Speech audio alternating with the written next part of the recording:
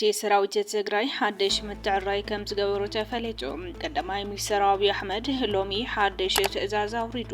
ኤርትራን ኢትዮጵያን ኣብ ድርክክት حدش ኩናት ኣለዋ ክብል ዓለማዊ ትካላት እንቅቆም ኣብ ዶብ ኢትዮጵያን ሱዳንን መጥቃዕቲ ድሮን ተፈጽሞ ናይ ዙሉን ካልኦት حدش ሓበሬታታት ሒዝናልኩም ቀሪብና ኣለና ክሳብ ወዳታ ዜናና ላይክ ሼር ሰብስክራይብ በመግባር ክትከታተሉ በخبرنا ሕዳም قدامنت عززت سراوت تግራይ حدش متعراي خمس غورو تفليتو ارمي 13 جنرال طغاي ماركس ግንባር ምዕራብ በጀነራል ምግቢ ኃይለ እናተአዘዘ ከም ዝነበረ ዝፍለጥ ኮይኑ ኣብቲ ናይ ሕዝብ ተግበረ መትዕራይ ግን ብወድን በይቴ ዝምራሕ ወታደራዊ ጉጅለ ከምዝ ተጣይሸ ተፈሊጡ ኣብቲ ዝተገብረ መትዕራይ ግንባር ምዕራብ ጀነራል ኣብርሃ ተስፋይ ድንኩል ከም ዝተሃወን ድንኩል ዝምራሕ ዘሎ ምዕራብ ግንባር ድማ ክሳብ ፋሕፋሕ መባል ግንባር ዳርጋ አጥርሑ ከም ዝተረፈውን ተፈሊጡሎ ብተወሳኺ ድማ ካብ ግንባር ምዕራብ ክፍለ ሓበሬታ ናብ አርሚ 13 ክፍለ ሓበሬታ በድንኩል ስላኹ ኣመራርሓ ቃል በቃል ከም ዝብል ትእዛዝ አውሪደሞሎ ጸጋይ ማርከስ ካብ ጎኑ ከይትፍለዩ ምስ ወዲ ኣባተን ጀነራል ከበደ ፍቃዱን ይዳወልዩ ጀነራል ጉዕሽ ገብረ ክእሰርን ከለውን እናደወለ ይሓቶ ስለዝነበረ ጥውቕ ሓለዋን ክትትልን ይገበረሉ ክብሉ ኣፍሊጠሞሎ قدماي ሚኒስትር አብይ አህመድ حدش ትእዛዝ አውሪድሎ قدماي ሚኒስትር አብይ አህመድ ሰራዊት ምክልኻል ሃገርን ንላዕለዎት መራሕቲ ጸጥታን በዝመልከት حدش መምርሒ ከም ዘመሓላለፈ ተፈሊጡ እቲ መምርሒ ኣብ ውሽጥን ወጻእን ዘሎ ብድሆታት ጸጥታ ዝዓለመ ከም ዝኾነን ቀንዲ ነጥብታት እቲ መምርሒ ኣብ ዙርያ ርእሰ ከተማ አዲስ አበባ ዝረአዩ ዘሎ ምንቅስቃሳት ዕጡቃት ንምዕጋትን ዝኾነ ዓይነት ስጋት ንኸይፍጠር ሰራዊት ምክልኻል ኣብ ዝለዓለ ድልውነት ንክህሉ አዚዙሎ ኣብ ዶባው ካብታት ሰራዊት ምንቅስቃሳት ንምቁፅጻር ሓይልታት ኣየር በመንገድ ድሮን ተኸታታሊ ናይ ምክልኻል ደብዳብ ንኽገብሩውን መምርሒ ተዋሂቡሎ ኣብ ዝተፈላለዩ ከተማታት ክለዓሉ ንዝኽእሉ ህዝባዊ ተቋሞታት ንምምካት ሓይልታት ጸጥታ ካብ ሕዚ ኣድላይ ምድላው ንኽገብሩ ገሊጹሎ ኣብ መንጎ ፌደራላዊ መንግስቲ ኢትዮጵያን ክልል ትግራይን ጎረቤት ሃገር ኤርትራን እናተጋደደ ዝኸይድ ዘሎ ወጥሪ ድሕሪ 3 ዓመት ንቀርና ኣፍሪካ ዳግም ናብ ደማዊ ኩናት ክእትዋ ከም ዝኽእል ኢንተርናሽናል ክራይሲስ ግሩፕ ኣጠንቂቖም እቲ ትካል ኣብ ህልው ፖለቲካዊ ኩነታት ቀርና ኣፍሪካን ምስ ዝተኣሳሰሩ ነገራት ዘርዚሩ ኣብ ዘውፅኦ ጸብጻብ ዝተፈላለዩ ምኽንያታት ነቲ ኩናት ከበግስዎ ከም ዝኽእሉ ዘጠንቀቐ ኮይኑ እዚ ኩናት ምጅማር ቀሊል እኳ እንተኾነ እንደውንም ዋልግን ኣዝዩ ከቢድ ከም ዝኾነ መላኺቱ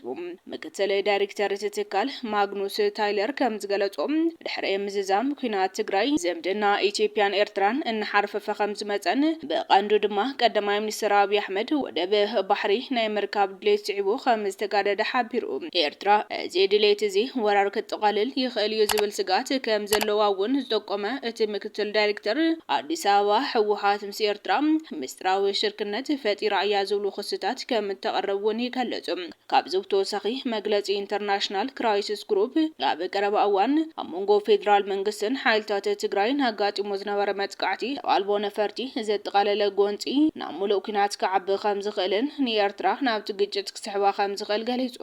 ብተወሳኺ እቲ ትካል ኣብ ሰሜን ኢትዮጵያ ዝቐስቀስ ሓድሽ ጎንፂ ምስቲ ኣብ ሱዳን ዘሎ ጎንፂ ተደሪቡ ሓያላት ግደማዊ ተዋሳእቲ ክስሕብን ነቲ ተቀያያሪ ዞባ ቀይሕ ባሕሪ ክሕምሶ ከም ዝኽእል ኣጠንቂቑ ተወሳኺ ጽዕንቶ ፈጠርቲ ሃገራት ኣፍሪካን ዓለም ለኻዊ መሻርክትን ዲፕሎማሰኛታትን ጻዕርታትን ከዕብያ ንመንግስቲ ኢትዮጵያ ምስ ህወሓት ከሸማግላ ክራይሲስ ግሩፕ ጸዊዕሎም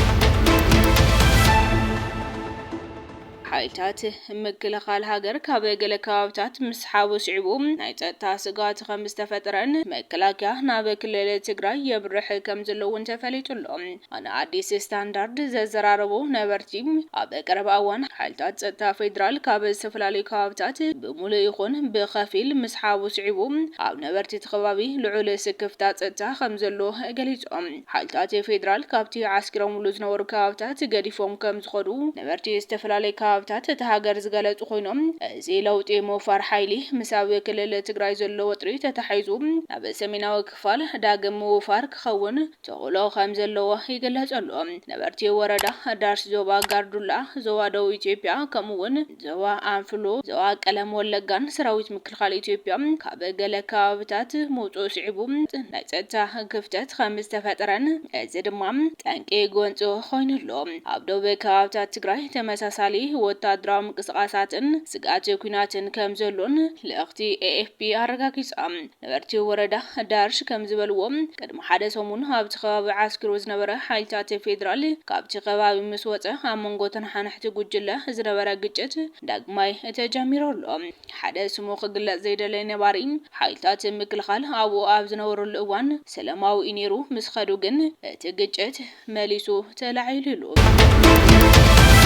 ኣብ ደቡብ ኢትዮጵያን ሱዳንን ብዝተፈጸመ መጥቃዕቲ ሰብ ኣልቦ ነፈርቲ ሓደ ሰብ ከም ዝሞተ ተፈለጡ። ኣብ ደቡብ ሱዳንን ኢትዮጵያን ኣብ እትርከብ ከተማ ኩርሙክ ብዕጡቓት ሰብ ኣልቦ ነፋሪት ብዝተፈጸመ መጥቃዕቲ ሓደ ሰብ ከም ዝሞተ ሰበስልጣን እቲ ሃገር ገሊጾም። ኣብ ሱዳን ኣብ ግዛት ሰማያዊ ናይል እትርከብን ኣብ ትሕቲ ቁፅጥር ሰራዊት እትርከብ ደቡባዊት ከተማ ኩርሙክ ዝተፈጸመ መጥቃዕቲ ብዝምልከት ሓደ ምንጪ መንግስቲ ንኤኤፍፒ በቴሌፎን ሓቢሩሎ። ኣመሓዳሪ ኩርሙክ ዓብዱላቲ መሐመድ አልፋቂ ኣብ ዘውፅኦ መግለጺ ነቲ ኣብ ሚያዝያ 2015 ዝተፈጸመ መጥቃዕቲ ወቂሱ ካብ ሽዑ ጀሚሮም ሓይሊ ቁልጡፍ ስጉምቲ ሱዳንን መሻርክቶምን ህዝባዊ ምንቅስቓስ ሓርነት ሱዳን ሰሜን ምስ ሰራዊት ሱዳን ኣብ ውግእ ይርከቡ። ክልል ሰማያዊ ናይል ን3 ዓመት ዝቐጸለ ዕናዊ ኩናት ሓድሽ ግንባር ውግእ ኮይኑሎ። ኣብዚ ሕዚ እዋን እቲ ኩናት ብቐንዱ ብመጥቃዕቲ ሰብ ኣልቦ ነፈርቲ እዩ ዝካየድ ዘሎ። እቲ ውግእ ብዓሰርተታት ኣሽሓት ዝቁጸሩ ሰባት ክሞቱ ከለዉ ኣስታት 11 ሚልዮን ሰባት ድማ ካብ መነባብሮኦም ተመዛቢሎም እዮም። እዚ ኣብ ዓለም እቲ ዝዓበየ ቅልውላው ጥሜትን ምዝንባልን እዩ ፈጢሩ ዘሎ። ኣብ ዝሓለፈ ዓመት ኣብ ወርሒ ለካቲት ሓይሊ ቅልጡፍ ስጉምቲ ሱዳን ምስቲ ብዓብድልአዚዝ አልሃሊ ዝምራሕ ውድብ ህዝባዊ ምንቅስቓስ ሓርነት ሱዳን ዘይተጸበዮ ምሕዝነት ከም ዘካየደ ኣፍሊጡ። ህዝባዊ ምንቅስቓስ ሓርነት ሱዳን ሰሜን ኣብዚ ወርሒ ንቅድሚት ደፊኡ ኣብ ክልል ብሉ ናይል ኣብ ዝርከቡ ቦታታት ሰራዊት ኣብዚ ከባቢ እዚ እቲ ውድብ ምስ ኢትዮጵያን ደቡብ ሱዳንን ዝዳወ ከባብታት ደቡባዊ ደው ይቆጻጸሩ ነይሩ። ብመሰረት ሓደ ስሙ ክግለጽ ዘይተደለየ AFP ዘዘራረቦ በዓል ስልጣን ተማሊ ረቡዕ ምሸት ኣብ ከተማ ኩርሙክ ኣብ ዝርከብ ቤት ትምህርቲ ሰብ ኣልቦ ነፋሪት መጥቃዕቲ ተፈጺሙ ይኹን እምበር ኣብቲ መጥቃዕቲ ዝጠፍአ ህይወት ይኹን መጉዳእቲ ኣይተረኣየን። እቲ ኩናት ነቲ ሃገር ኣብ ክልተ መቂልዋ እቲ ሰራዊት ንማእኸላይ ሰሜናውን ምብራቃውን ክፋላት ሱዳን ይቆጻጸር ሓይሊ ቅልጡፍ ስጉምትን መሻርክቱን ኣብ ቁጽጽር ኣብ ዘለወሉ እዋን ኣብ ምዕራባውን ደቡባውን ጽላታት ይዕብለል ህዝባዊ ምንቅስቓስ خبركم تخاتلتي كواليتي ميديا لو مستدالو حدش حبريتاتات نتوم تخاتلكم يمسلون يرم نسناي مكتالكم دما هزينا انا مسجن سلام